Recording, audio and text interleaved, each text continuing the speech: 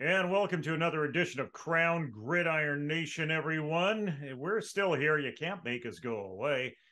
Gord is in the 604, Mike is in the 905, and they're dialing me in from overseas here on Football Island to bring you another edition of the 2-Minute Offense.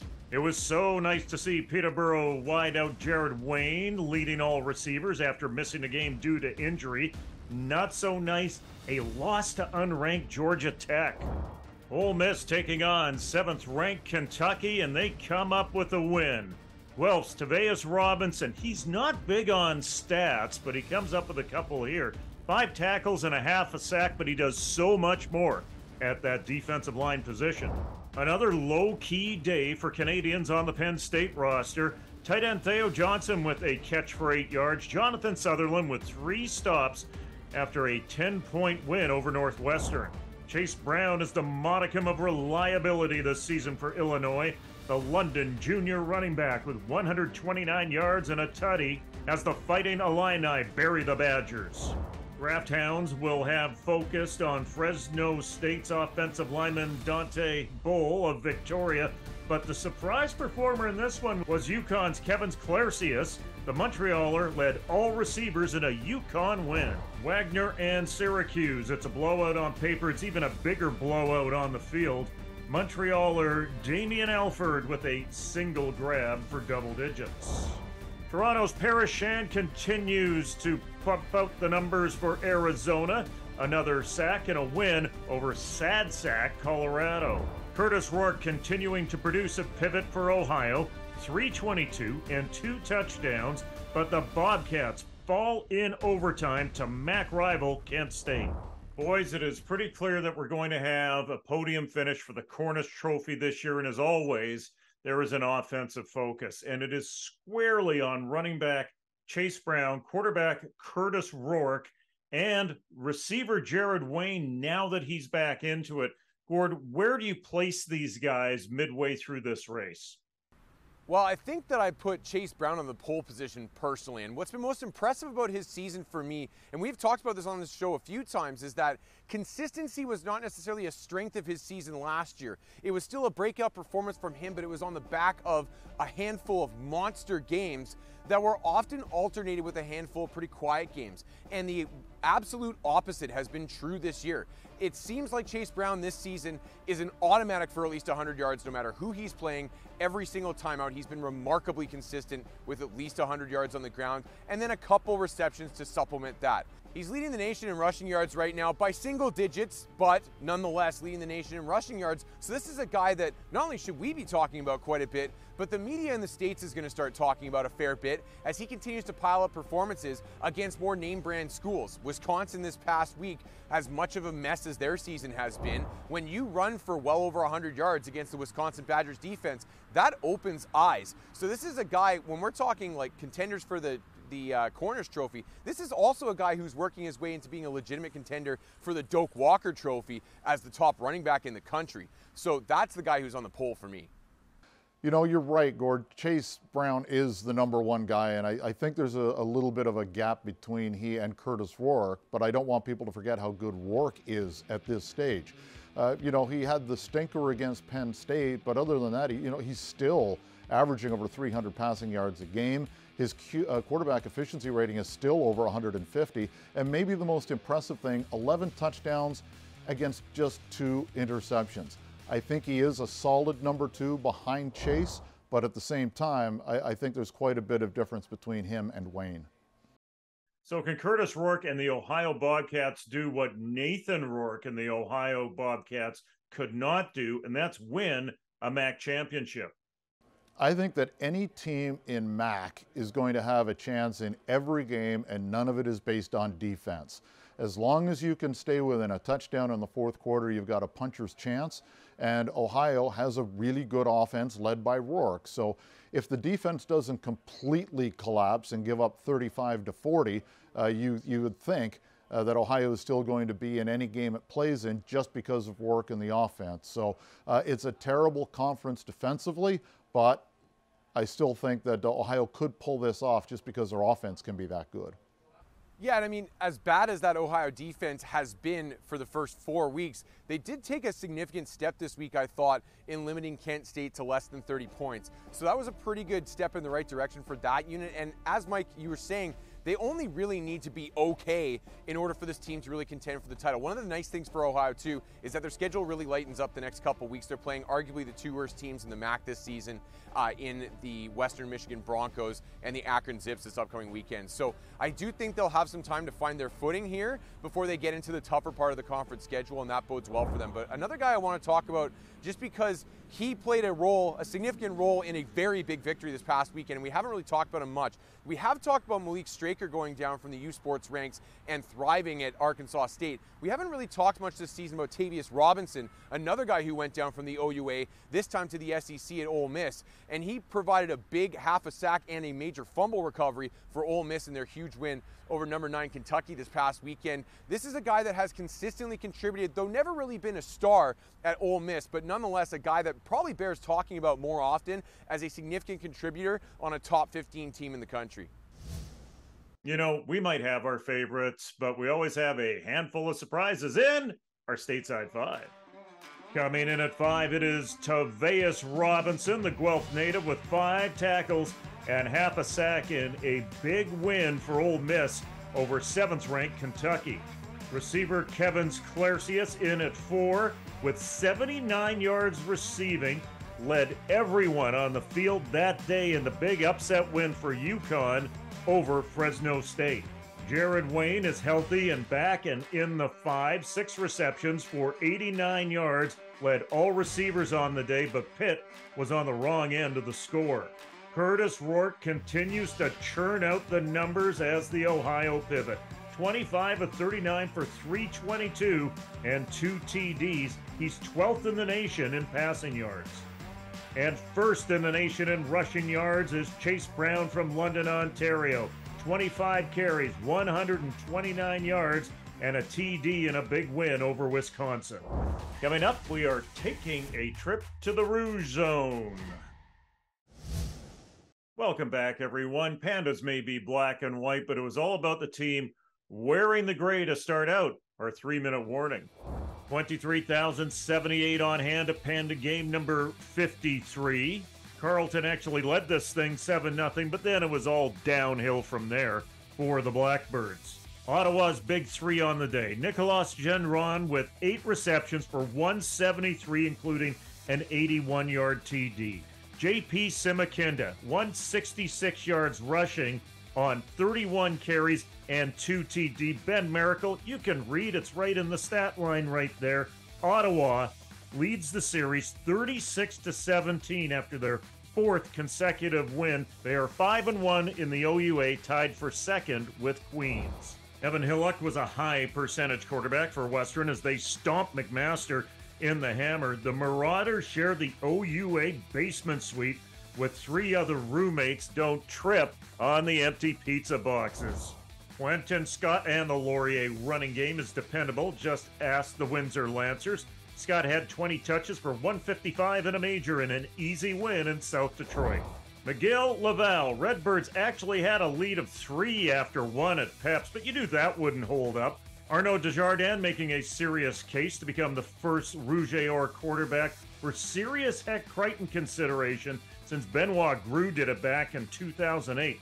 345 yards passing and 2 TDs seals the deal from the quarterback for the R&O. An offensively low wattage game at Concordia. The Stingers' offense struggled against a Sherbrooke defense that was stout. As the Verreor made their statement, they are on the heels of Montreal and Laval. Westward we go, Manitoba at Saskatchewan. The big story, one guy really, former UBC T-Bird and Maine Black Bear, Ted Kabongo. Let's list it. 121 yards rushing and a TD. 37 yards receiving and a TD. 148 yards on kickoff returns, including a school record 102 for a TD to the house, and also 21 yards in punt returns. I wonder who the player of the week is going to be in USports this week. UBC goes into Calgary and gets the easy W. However, the really good story here is Calgary showing that they've got something on offense finally, and that goes by the name of Matthew Clark. 18 carries for 203 yards and a touchdown, but the Dinos are still winless. Alberta Regina, bad news for the Bears. Freshman quarterback sensation Eli Hetlinger left the game after going 12 for 20 and 123 yards with a TD. No update as of yet. But the story is with the Rams and their defense, they just don't let teams score on them. Ryder Varga, man, this guy's having a great year. On the day, he had a sack and a forced fumble. Anthony Bennett with 2.5 TFLs. The Rams are one game behind their provincial rivals from Saskatoon as they go into the turkey and glazed ham break. Mount A and Bishops, and one equation stands out in this game. Bishops D allowed only 37 Mount A passing yards, and with this Gabriel Royer 40-yard interception return, you can say that the Mounties passing game netted -3 yards. Oh, ouch. Steve Samara's St. Mary's Huskies are 2-2 after dodging a self-inflicted wound in the dying seconds at Wolfville. More on that in the next segment. Running back Malik Williams had a day with 107 on the ground. So Status Quo was a UK pop band that had 60 top 40 hits in the UK. Status Quo was also the condition of USPORTS this week, as there was no movement amongst anybody, Mike. No, and you know, it's tough to have a mundane and disappointing week at the same time, but I think that's what we saw. Again, you know, we go back 2 or 3 years, and I think that we were all excited because we were seeing more than the same teams every year. There were other teams that were coming up, and every once in a while surprising one of the favorites. Haven't seen that for quite a while. Like maybe before the season you would consider Toronto over Waterloo an upset, but at this stage of the season, no. It was nice to see Calgary get its offense kick-started a little bit, but is it a major surprise? No. Maybe the biggest surprise was Panda in a disappointing way, because we've seen so many great games in Panda, overtime and the Hail Mary, and you get 23,000 people packing TD Place, and you know, Carleton scores the first 7 points, and then it's 37 straight for Ottawa. So unless you were a GG, it was a pretty disappointing game. But man, if you're a U of O supporter, did you love Panda this year? Well, I mean, at least you had the fun moment with the U Ottawa fans storming the field with 10 seconds still left on the clock and just saying, I think this thing's over.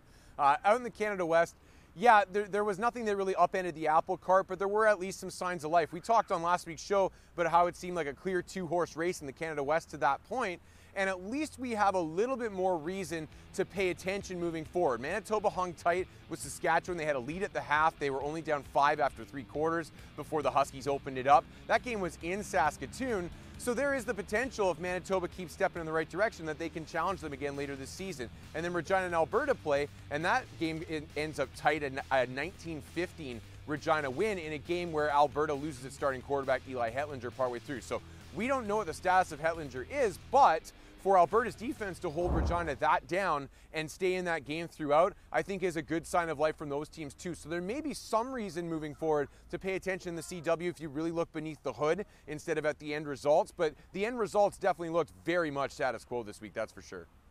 Guys, it was a whole lot of fun over the weekend as we did the Rouge Zone, where we tracked 4 different games at a single time, and really 13 games overall in USport, and a couple of CJFL games as well. And one of the pieces of feedback that we received from people online is, hey, why doesn't this happen every week? And more importantly, why isn't there a game of the week? There's lots of folks and lots of stakeholders to blame in all of this, and there's certainly diminishing returns when it comes to university football coverage. This shouldn't be the only place where you can get it on a weekly basis. Is there any way to turn the tide on this one, Gord?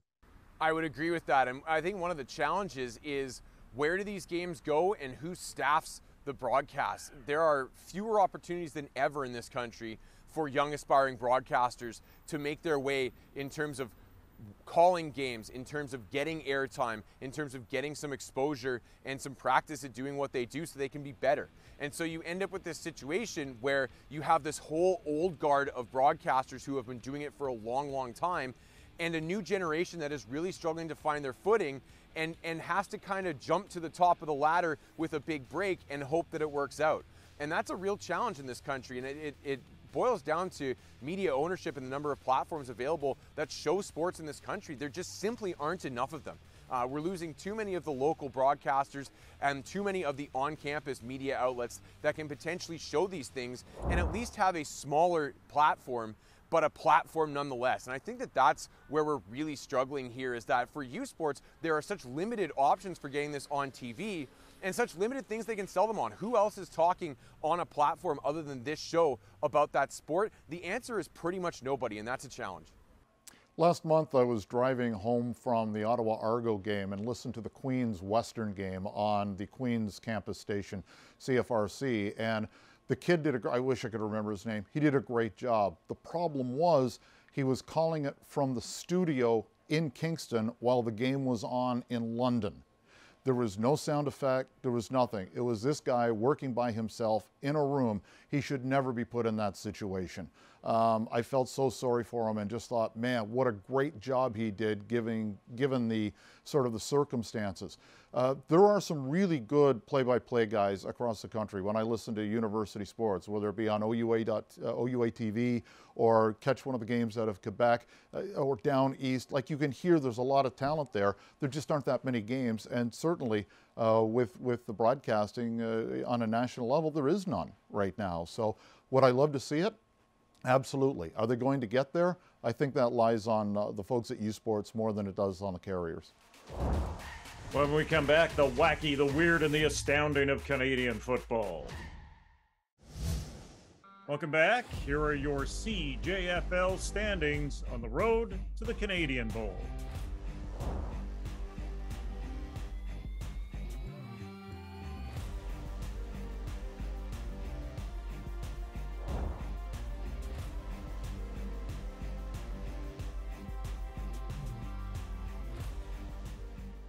What happened in that Acadia-SMU game? It looked like SMU was giving up a conceded safety, and there may have been a fumble in the end zone recovered. Let's get the audio up on this. It was a botched play by Nagler. They put it in the wrong hands of the wrong individual. He panicked at the last minute. And you could see he passed but he threw it away. He was trying to fit. It's declined. First down? First down. So, okay. No. So there's no points. Actually, they had the option. They had a flag on the play to take the 2 points. So this is very detrimental. So they declined the play. It'll be turned over on down. So Acadia will scrimmage from St. Mary's 29. Here's George for the tie. Snaps good, holds good, kicks up. The kick is wide. Mayo. He'll run around, and Mayo will knee it down as Ben George had the opportunity finish for what was that, Deshaun? I mean, I could walk through the penalty portion of that in that they declined the penalty, which means that they took 2 points off the board, essentially putting them in a position for a sub-30 yard field goal attempt, had a couple of plays to run, and then they kick it wide at the end of the game. Like, you can never accuse, at least on the Rouge Zone days, the AUS of not being entertaining. So yeah, that finish in the AUS left me practically speechless on the Rouge Zone this week. But Gord, for you, what do you think about when you think about astounding runs, finishes, ends of games in Canadian football? Maybe some of the ones that you've been involved with. Yeah, when I'm thinking of games, I'm thinking about a specific game, and that is the Canada West Championship game, the Hardy Cup final. That game seems to just beget these chaotic and wild games that have weird things happen. I think back to 2014 and a stacked Calgary roster, maybe the most talented Blake Mill has ever assembled, turns the ball over 10 times on their home turf and gets upset by Manitoba in the championship game. Manitoba needing pretty much every one of those 10 turnovers. Think back a little further, 2009, and what was then an upstart Calgary Dinos roster goes into Saskatoon and takes down the Saskatchewan Huskies in a wild double overtime affair to win the championship there. Jump ahead to 2019, and who can forget Nico DeFonte nailing that 62-yard field goal, or whatever it was, to win that game after a huge drive from Michael O'Connor on the road to put UBC up by a point. Masterful finish in that one that made headlines across the entire continent. That's the best of U Sports and what it's all about.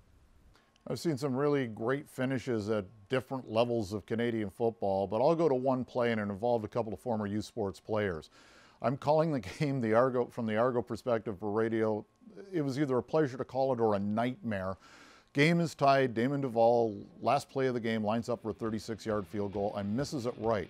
Former McMaster Marauder Mike Bradwell's back in the end zone, makes a great play to keep the ball in play at the back of the end zone, kicks it back out.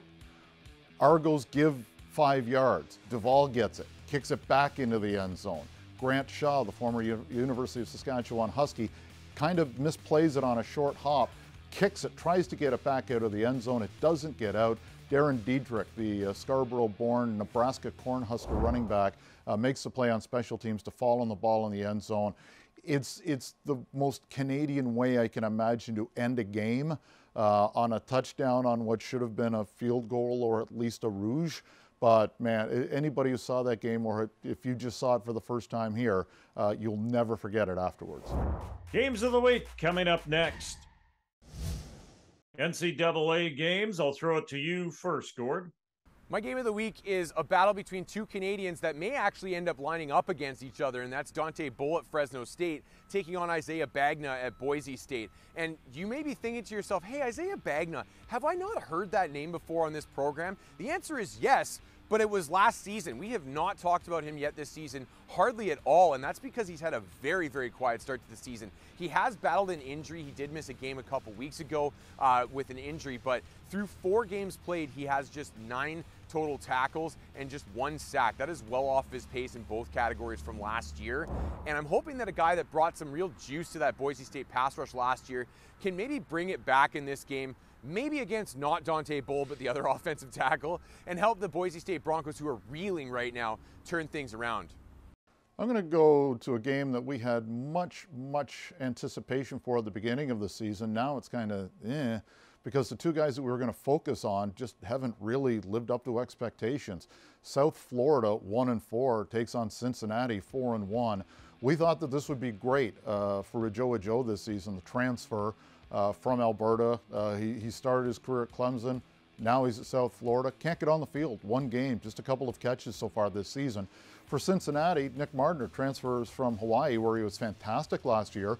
Again, he's played every game, but he just isn't producing. He's single digits in catches, under 100 yards, a couple of touchdowns, but we thought he was going to be a much more important piece of the offensive puzzle for the Bearcats. They've got a really good team, but I'm really surprised that Mardner hasn't been a part of it.